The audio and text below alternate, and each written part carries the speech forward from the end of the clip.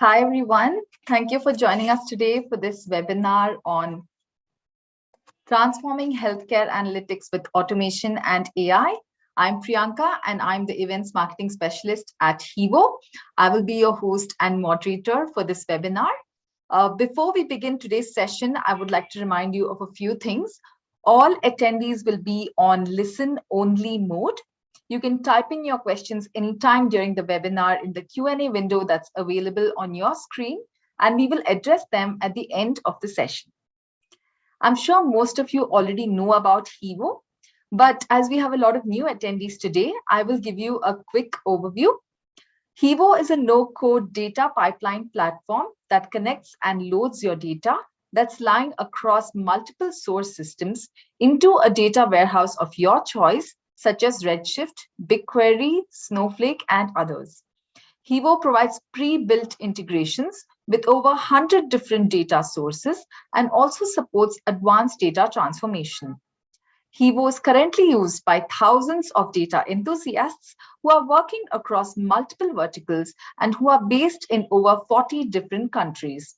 For more information, you can check our website www.hivodata.com. I will now introduce you to our speaker for today's session. Dr. Justin Smith leads and functions in many capacities as Senior Director of Advanced Analytics at St. Luke's Health System located in Idaho. St. Luke's is Idaho's largest employer. Dr. Smith leads multidisciplinary teams to build machine learning models that enable St. Luke's to improve operational efficiency, clinical care, and enhance understanding of business drivers.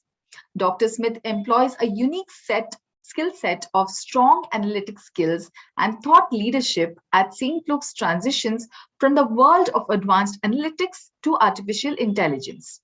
Dr. Smith has published numerous articles in peer-reviewed international journals. He holds a PhD in the field of neuroscience and an MS and BS in research psychology.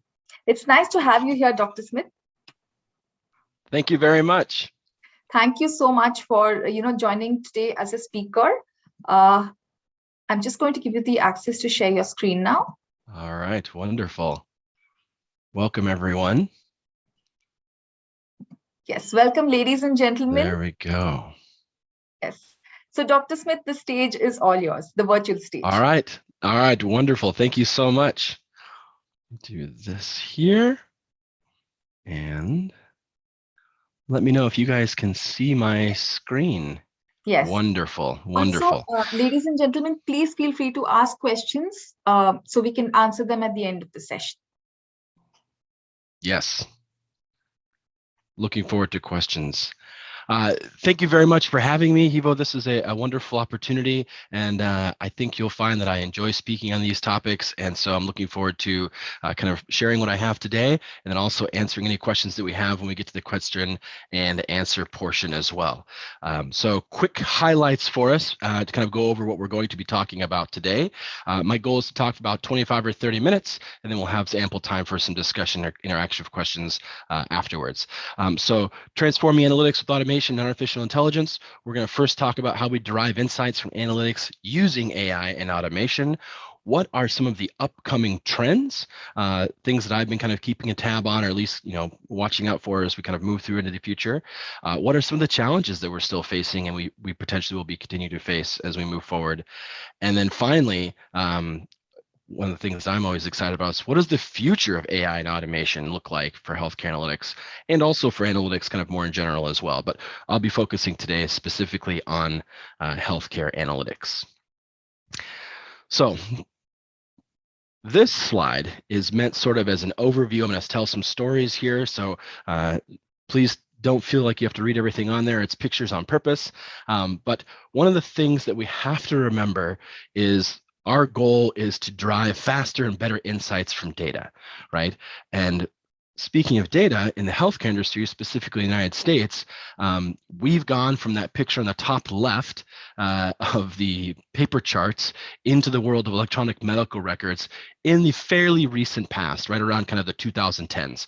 Some systems were faster in adoption, and some systems a little bit slower. But mostly we've been able to use them for a minimum of about 8 to 10 years now, sometimes longer, like 12 to 15 years theoretically.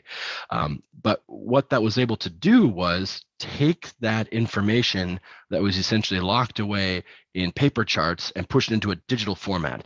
And as we all know, as individuals who are interested in data, that once we have information in a data format, ideally a usable data format, we'll talk about that in a little bit, we can start to do things with it, right? We can do things like business intelligence and reporting, what's happening most recently, like what's happening last year, what's happening last month, what's happening even today in reporting side. And then where I get excited and where my team specifically comes into play is what's going to happen in the near future, what's potentially going to happen in the medium future based on historical data and the trends that we're seeing, applying techniques like machine learning and artificial intelligence. And what I have here listed is kind of a laundry list of some of the models that we're working with, some built by us internally, by my team, some built by some of our partners or vendors we work with as well. And I'll tell two stories right now to kind of go ahead and illustrate for this clinical side for how we've kind of transitioned from the world of paper charts into the digital world. And so the first one is it's something where we have an issue in terms of at St. Luke's Health System, we have about 80-ish clinical trials going on for oncology all the time, more or less, right? So that means that 80 studies that we can enroll potential patients into for clinical trials for new drugs, potentially, or new interventions coming on the market for oncology or cancer patients. And the problem statement was we had a very small team of individuals who were kind of the matchers, right? So they would look through the electronic medical records, the patient charts, and see, is this patient a good fit potentially for an oncology clinical trial? Meaning, do they match the criteria? Are they the right age? Do they have a similar diagnosis? All of these kind of criteria that a human was going through and looking at individual medical charts, even though they're electronic, to say, is this person a potential fit or not? Now, the hard part with that was they would look through each individual chart, but they had 80 potential clinical trials to match them up with. Some are really simple, right? Women only. Okay, don't look at men's charts. That's okay. But a lot of them were a little bit more nuanced than that. And so we were able to come in using automation, a slight little bit of machine learning, was the idea to say, what are the criteria, what are those things that you're looking for from the clinical perspective, and be able to match those bits of data inside the electronic medical record automatically with a potential clinical trial. So kind of a matching algorithm. And it was a really interesting exercise for us because, we sat with the humans doing the manual chart review and said, okay, what is the things you look for, right? And we were able to pull those out of the EMR, and then we were able to build kind of this automation, program, an engine, if you will, that then said, okay, out of, let's say, tens of thousands of patients or a couple thousand patients, here's the top 100 potential for fit. And then once that happens, once they had that list, then they could start their job of interacting with the patient to see if they were interested in being enrolled in a clinical trial or not. It's always the patient's choice. And it was really a fun experiment in terms of when it was done, and we were able to show sort of the first iteration of what it was going to look like. We were in the room, and one of the nurses was there, and we pulled up a list, and we said, okay, here's the potential patients, and here's the potential clinical trials they match with, and they started writing things down feverishly. They're like, oh, that person's an incredible fit. I have to call them immediately, or let me write that down. And it was this moment of realization for us, of like, oh wow, we were able to help save these individuals through automation a massive amount of just grueling work of pointing and clicking through the EMR to try and find, these needles in the haystack of potential really good fits. And so it was a really fun and meaningful use case for us for the power of automation in helping to make the human more human at what they're able to do for the job role that they have. So through automation, we were able to see this potential list of going from 100 patients we could provide to them to 150 or so, and they could start to work that list versus spending all of their time combing through the charts trying to figure that out. So again, that's one of those really fun use cases I like to highlight of from a advanced analytics or machine learning or data science perspective, fairly nuanced and simplistic tool, but at the same time, use case was phenomenal, and it really helped out those end users at the end, which was fantastic. Next is a little bit different but similar, and I'll talk about this. And we're not done with this yet, so it's kind of fun to give everybody a peek over the horizon. And we may not do it. We'll see. We're still evaluating it, but we've developed a very preliminarily developed a risk of delirium model. We know that when patients are inside our hospital systems, so we have multiple hospitals, but if a patient is an inpatient, meaning they're already in the hospital, and they develop delirium, which means they have a very confused state of being, cognitive, not clarity, they're not clear cognitively, that those individuals that have delirium, experience delirium while as an inpatient, have usually or typically double the length of stay, meaning they stay almost twice as long as those patients that don't experience delirium. And so what we're able to do is identify potential risks of potential patients that have a high risk of developing delirium. And so now, and I'll go through and talk about this potentially in the challenges portion, but now we're kind of deciding who is the best audience for this model and where would it best be employed? Is the physicians on the floor working with those patients directly? Is it a nurse who's doing the care coordination? Is it a care coordinator who's overseeing the overall aspect of the patient's care? But it's this idea where once we have data on, this is what a delirious patient looks like, we can start to build machine learning models that are able to then predict to say this patient is experiencing potentially a higher probability than the normal of becoming a delirious patient. And so what's really interesting with that is, and this is something, again, I will talk about in the future before we're in our session here, is this idea of trust, right? And so what I always tell my clinicians or providers that I work with is our role as the advanced analytics team using automation and AI to, again, get these better insights from data is to never supersede clinical judgment or critical thinking, meaning I always want the human that's the expert to be inside that loop so that they know they can always agree with what the algorithm is saying, or they can also disagree with it, and they can kind of say, I don't trust this right now, or this is not, something is not quite right with this, and I'm going to make a different decision. And I want them to know that we support that in terms of using the clinical judgment and critical thinking, because humans are the experts in this field, and we're still working with the technology to try and help augment them or give them another tool in their toolbox. So that kind of concluding the clinical portion there. Looking to the lower left, I put in some money symbols here, rupees, and the other example I have for us. This is kind of the idea of gaining insights for individuals that are doing a lot of manual work, both using automation and machine learning from our perspective. So we call this model the propensity to pay, but it's essentially a payment forecasting model. And ideally, and we're still working on the very much deployment of this model at the same time, but we've got some portions in deployment. I have to be a little bit vague on some of these, but the overall arching idea is that everybody that comes into the hospital or sees a provider, they receive a bill from the hospital. And so what we're able to do then is to take those individuals and put them into kind of these buckets of, this person will pay for their bill. This person on the other end of the side has a very low probability of being able to pay for their bill. And maybe it's because we need to adjust their payment plan. Maybe we need to make some financial decisions on how we engage with that patient after they've received care. And then also where it's being used currently is the idea of, what are those charity cases? Meaning, if we have a brand new infant that goes into our neonatal intensive care unit, or a NICU, and they're there for 1 or 2 or 3 months, that is a very, very expensive hospital visit. And we have foundations set up and other charities, so we can identify those patients and let the family know, this has been covered for you. This is not a financial burden that you have to worry about. We want you to be happy and healthy. And again, going through that automation portion of, how do we identify those patients up front so that humans, our financial and payment individuals, aren't spending a lot of time trying to go through individual lists to identify even the charity cases. It takes a long time. And so be able to speed up their work process. And again, getting those faster and better insights from data using AI and machine learning is always exciting. Let's see, the last example that I've got, this is one that's I'm smiling because it's a really kind of a fun example. And so we got a question from our supply chain. This is now multiple years ago. And what they were asking us was if we could help them engage with the 40 plus vendors that they were able to interact with for purchasing all of the all the goods that we use as a health system.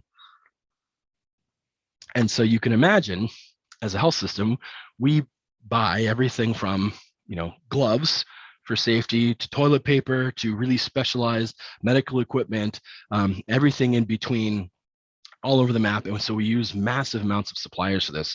So 40 plus vendors. So this is kind of that warehouse picture I have in the bottom right-hand corner. And what's interesting from the analytics and the data side is that each individual vendor, almost each individual vendor, a vast majority of them, have what they call pricing tiers. And what a pricing tier is that if we spend a certain amount of dollars with that vendor, we get then a discounted price on the overall purchase, if that makes sense. And so the idea is if we spend X amount of dollars above a certain threshold, we get 3 to 5 to 10% off whatever it is that we've negotiated off with the vendors, so we can then not pay as much as we'd like to.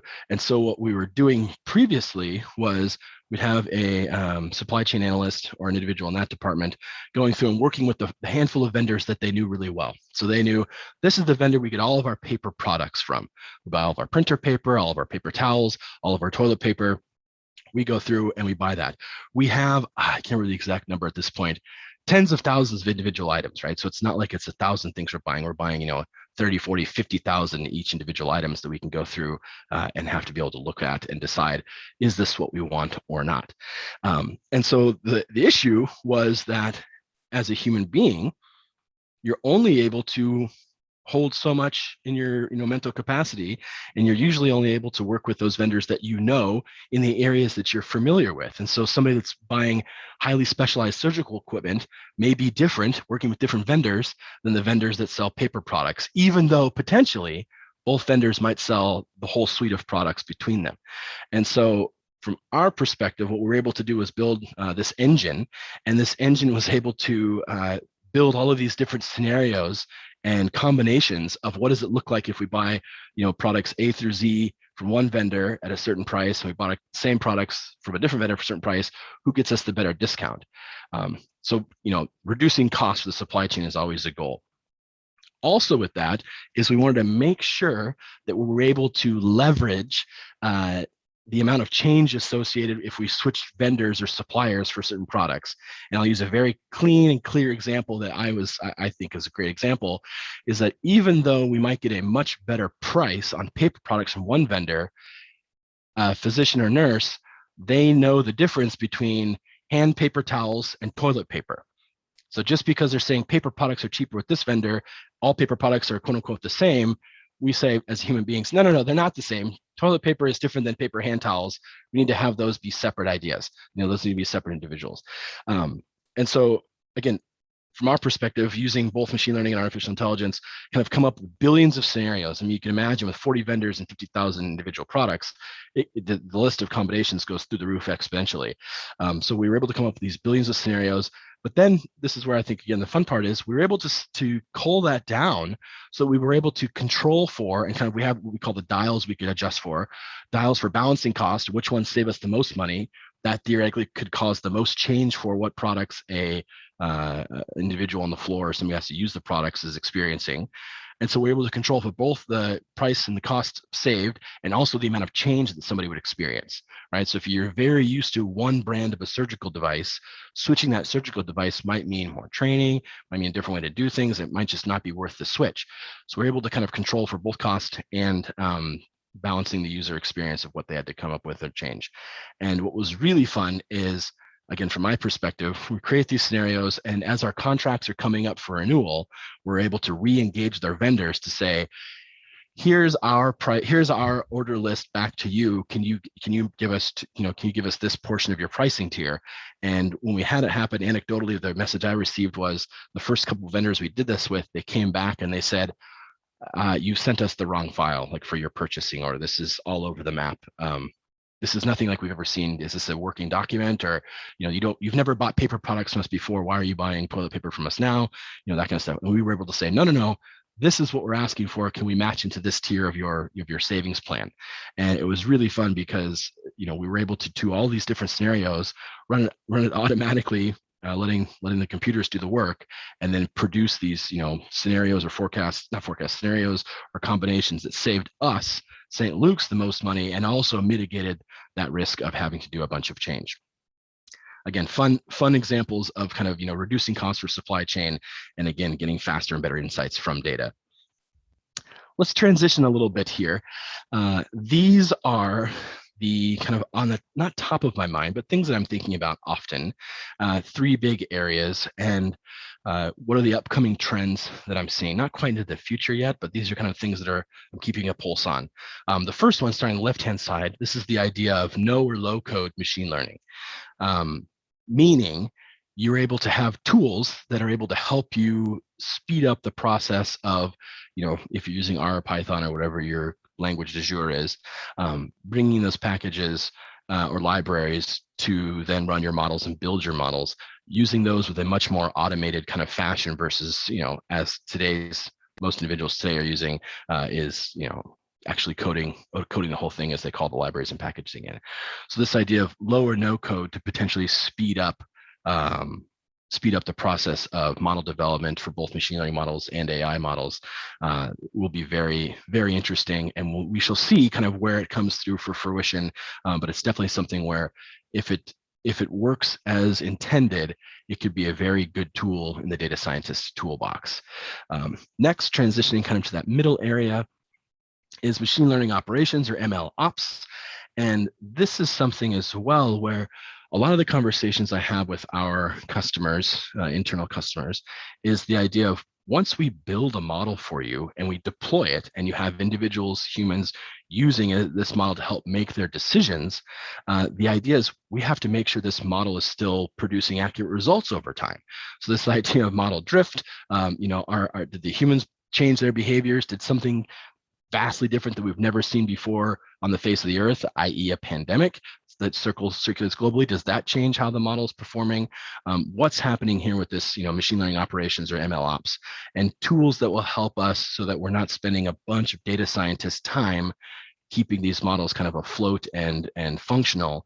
That will be very interesting. And that, of course, involves machine learning, DevOps, and also data engineering. So it's a really kind of, as you see the Venn diagram, a diverse field that we're hoping to see some new technologies emerge that will be very, very useful in that space.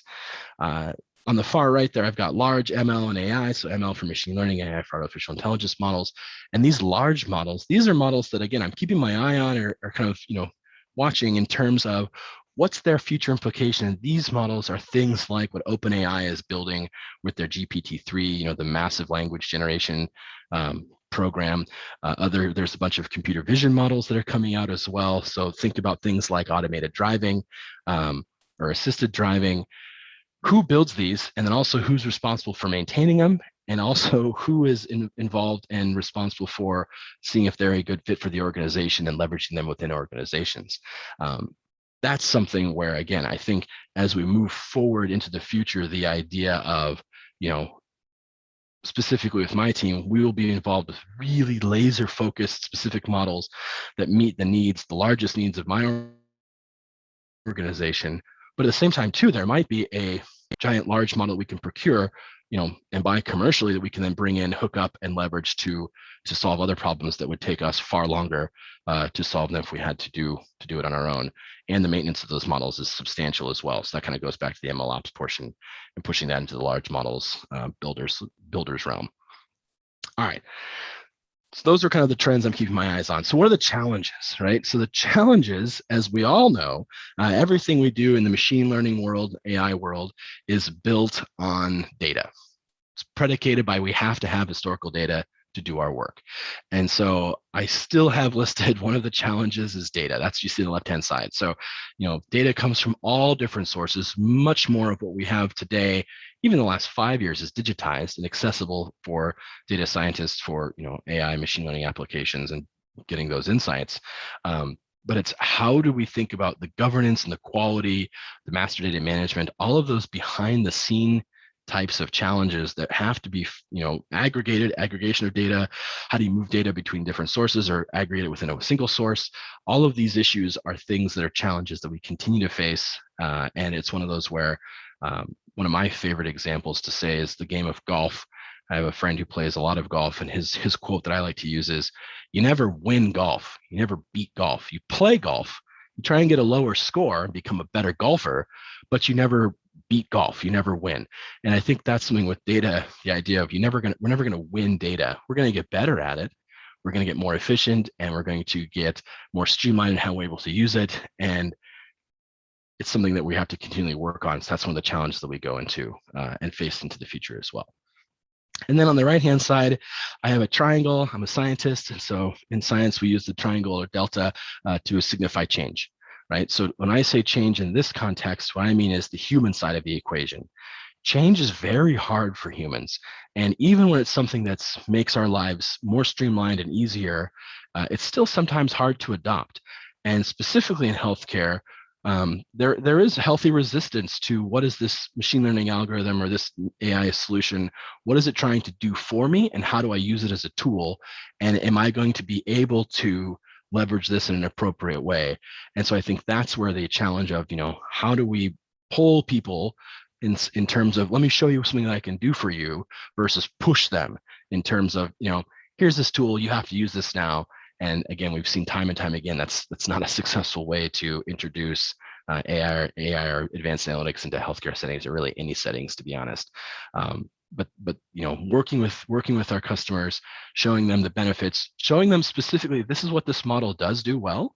This is not what this model does. I think that's also a very healthy side of the conversation, to work on that change between individuals that are going to be using, end users or the decision makers of your models. All right. This is something I get excited about. I think I already said that a few times, but what does the future look like for AI and automation? Where are we going? And this is something where, if we knew the future and we were able to predict it really easily, we wouldn't have jobs. And thankfully, we're not that good at it, to be honest. We're okay, and we're able to point directionally, but nobody knows what's going to happen in 2 years from now, 5 years from now. But there are certain things kind of along the trend lines that I'll see that I think will be very important as we move into the future in this world. And the first one of that I have listed there on the left-hand side. You can see that kind of circle of group of humans or individuals working together, right? So truly, this is something where a lot of people call it a team sport, or it's a collaborative effort. But all of the work that we do, if you're starting from the very ingestion of new data into the system, all the way out to delivering, automated advanced analytics to a customer who's going to be making decision in healthcare on a patient's life, or clinical outcomes, right? We all have to work together along this spectrum. And it's something where if we have isolated pockets of skill sets that don't talk to each other, it's not a very good system. It's not functional. It doesn't flow very well.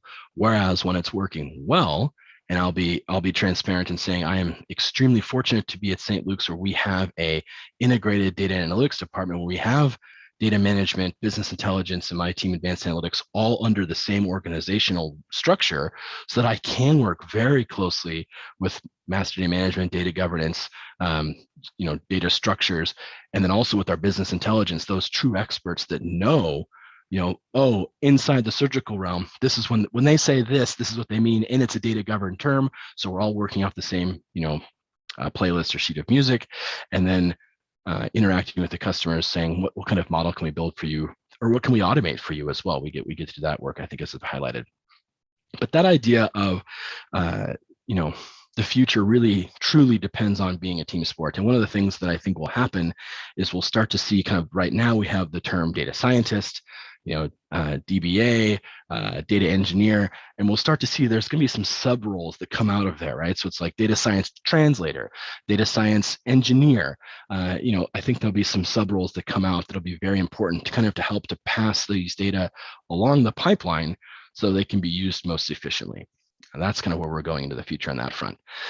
Next, and this is something, again, much like golf, you never win it, but you play it often, and that's we have to invoke trust. We have to instill trust from the individuals that we work with, the customers that we get to interface with, because if they don't trust what we're giving them, or in the worst case scenario, we give them something that's not useful for them, or it gives them the incorrect results, we lose that trust forever.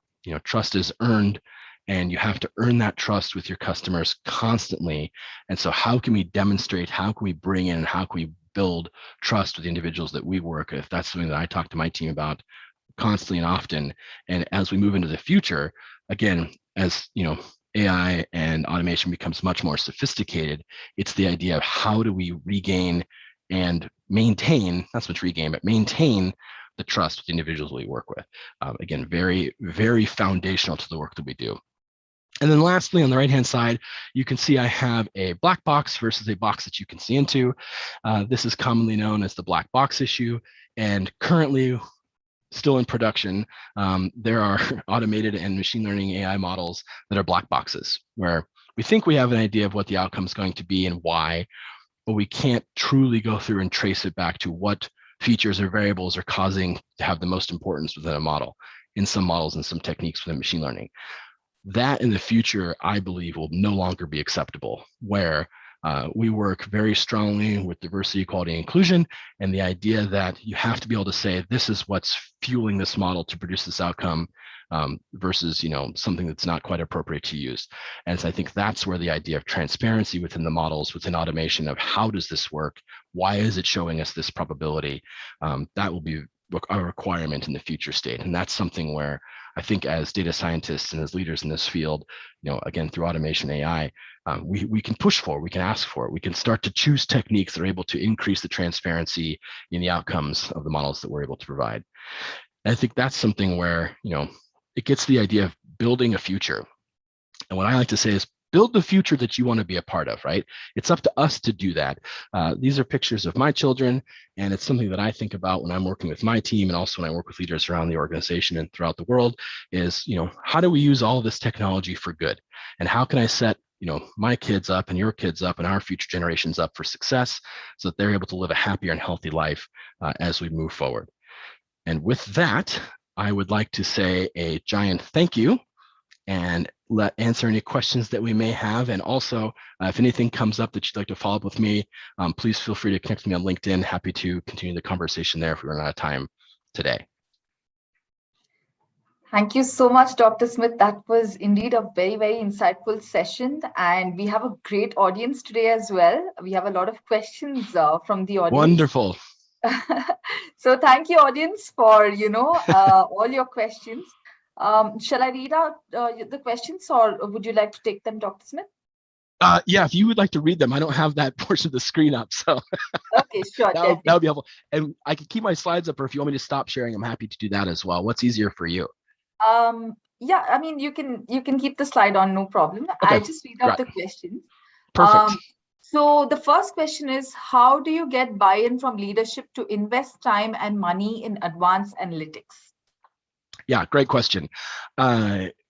So initially, standing up advanced analytics teams is very much I wouldn't say a leap of faith, but you have to have individuals and leaders that are ready to move to that next level in terms of seeing what's happening across the industry, maybe not within your organization yet, but that idea of what are others doing and what are some of the gains that they're receiving.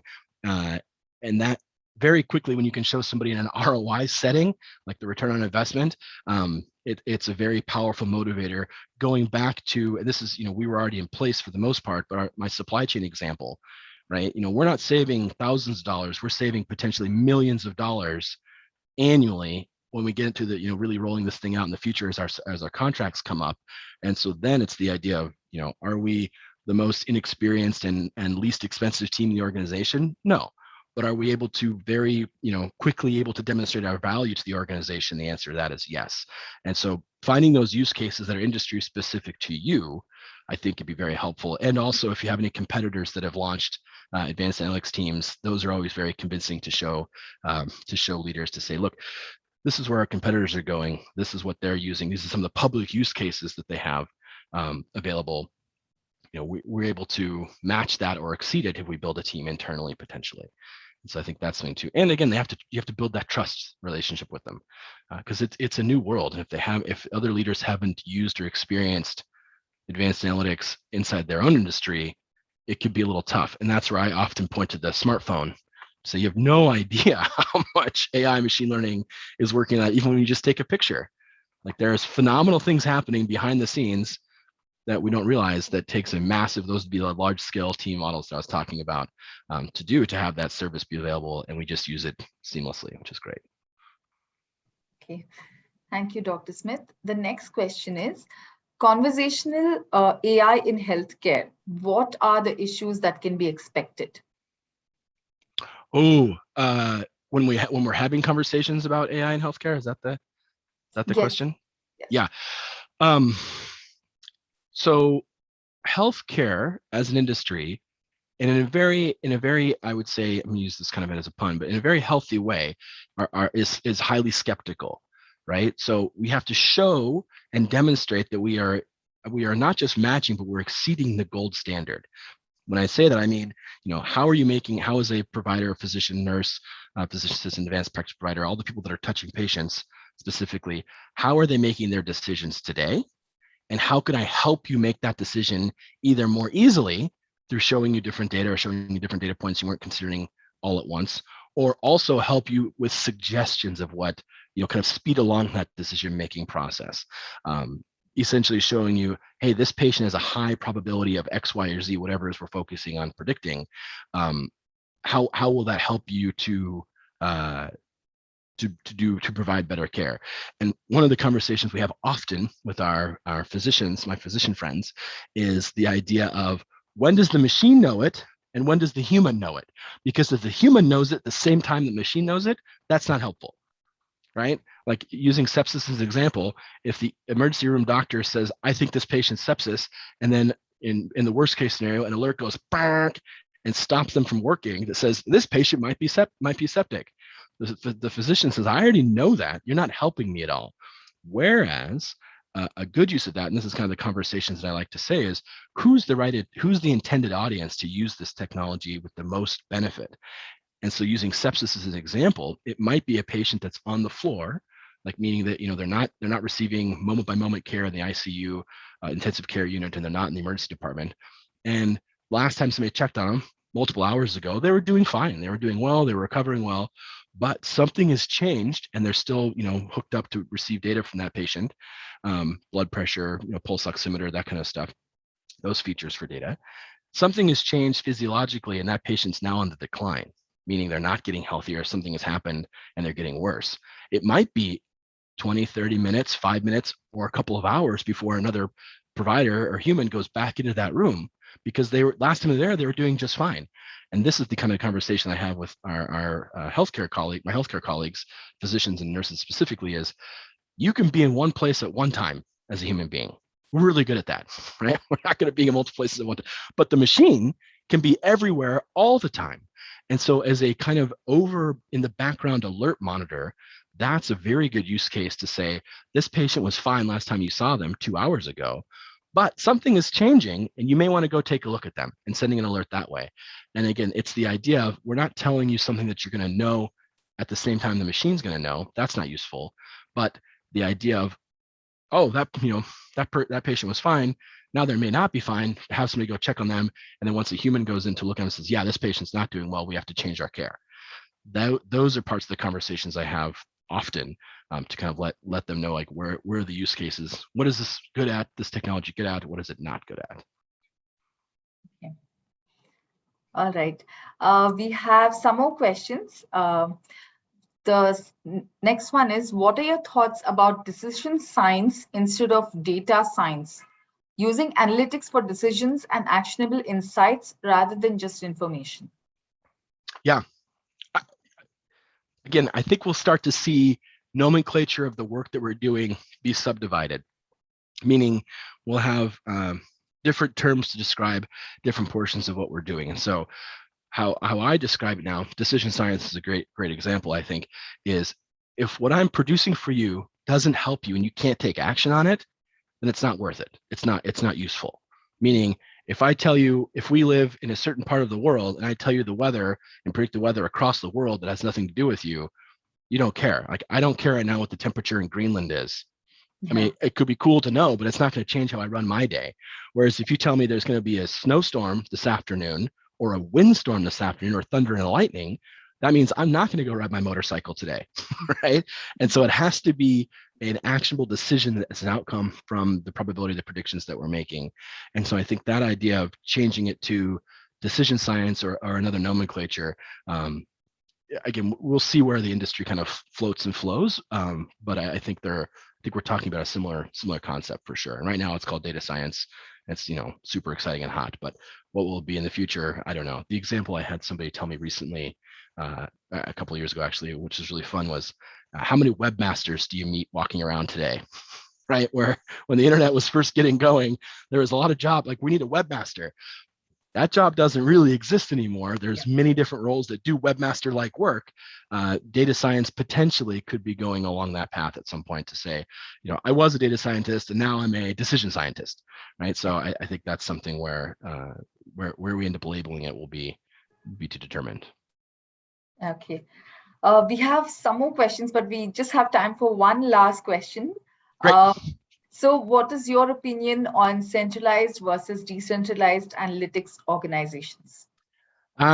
Great question. That has a lot of a lot of political motivations behind it.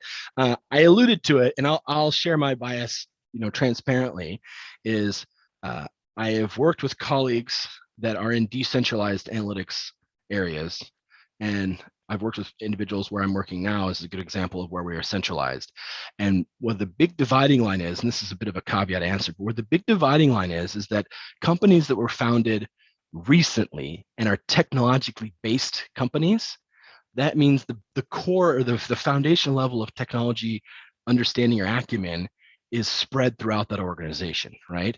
And so you might have somebody who's over in logistics and supply chain who can write their own SQL code at a very high level and be able to pull and extract some data to do a really quick search to say, what are we looking for today and how is this, what's going on here? Versus I'll use healthcare as an industry. Healthcare has been around for hundreds of years. The system we're operating specifically in the United States, it's been, similar for about the last 100 years or so, right? And we are very much working to move into the future state, but at the same time, when we see again in healthcare specifically decentralized analytics capabilities, they become deep experts in their small area with the access to data that they have. Meaning, the difference between the analysis that somebody can provide, let's say, let's use I've been talking about surgery. Let's use a surgical data analyst, right? They can tell you all about the surgical portion, but if you ask them to marry that up with the financial implications or the operational implications or the supply chain implications, they won't have that full view. Whereas if you are centralized, literally we can walk over to our business intelligence group and say, hey, you know, so and so is working with surgery often. That's fantastic. Where do you overlap with the financial individuals? Go grab the financial person, bring them in. Where do you overlap with operations? Oh, over here, bring them in. Where do you operational with costing? Over here. And so you can kind of centrally bring those individuals in and have an increased level of communication without having to cross across departments if you're decentralized. And so again, in tech companies or companies that are founded, I would say more recently, it's much more easier. That's a very poor way to say that, but they have potentially more capability to be decentralized with success versus legacy companies that are pre-internet basically, and doing that. So you can see where I'm leaning.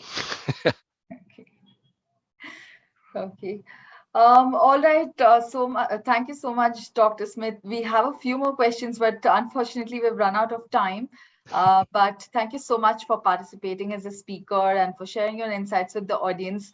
I'm sure the audience have learned a lot from this webinar. So thank you for sharing your knowledge. Wonderful. Thank you so much for having me. It's been a great honor and pleasure, and I appreciate the opportunity. Thank you.